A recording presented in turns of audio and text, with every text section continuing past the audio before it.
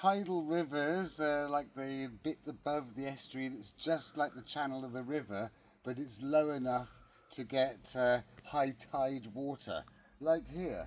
This is the River Tamar, and it's tidal for another few miles upstream from here, and just round a few bends it widens out into a bigger estuary. But here it's just the channel of the river, and at high tide it sort of fills right up, and at low tide it goes down loads. But it only really sort of fills up for the main hours of the high tide. And here it's still quite full, but it's like going out, and you can see the currents going all that way downstream. But of course, if the tide's coming in, it's going upstream. So it's more precarious to kind of paddleboard in. It's got way more of a current, and you sort of want to go in the direction you want. This is the same way as the tide is going generally. But as it opens up further down, it's much wider and easier to navigate. And here you've got this really steep woods just going down into it, with this very precarious little footpath growing around the edge, all sedges coming down and thick moss.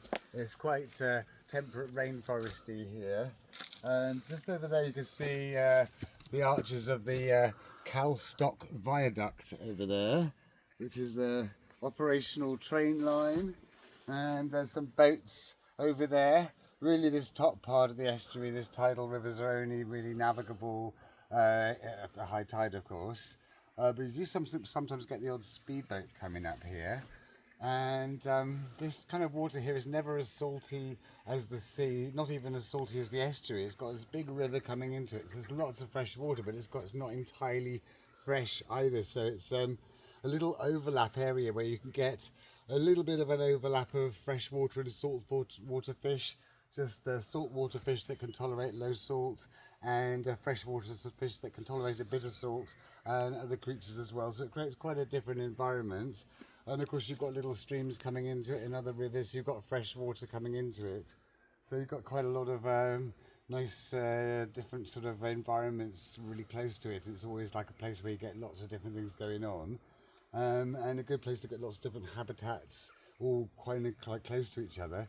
But because you've got this little thin strip of seawater coming in here, it just keeps it that little bit cooler in the summer and that little bit warmer in the winter, and that's magnified by having these steep valleys and all the shelter from the wind that they give. So it's kind of like a sheltered, unique environment by an estuary or a tidal river.